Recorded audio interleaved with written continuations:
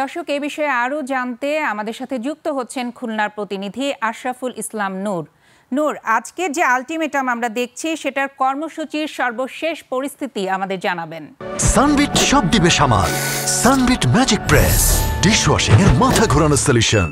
Khulna metropolitan police commissioner Zulfiqar Ali হায়দারের অপসারণ দাবিতে স্বরাষ্ট্র উপদেষ্টার দৃষ্টি আকর্ষণ করে যে আলটিমেটাম দেয়া হয়েছিল, সেই আলটিমেটাম কিন্তু দুপুর 2টায় শেষ এবং দুপুর 2টা থেকে কেএমপি ব্লকেট কর্মসূচি ছিল।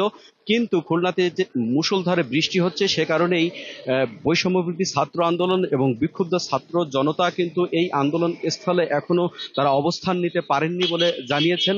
তবে কিছুক্ষণ পরে হলেও তারা কিন্তু এখানে এসেই তাদের যে দাবি ছিল কেএমপি কমিশনার জুলফিকার আলী হায়দারের অপসারণের এক দফা দাবিতে, তারা একটু বিলম্ব হলেও কিন্তু সেই দাবি আদায়ে তারা এখানেই বিক্ষোভ করবেন বলে জানিয়েছেন।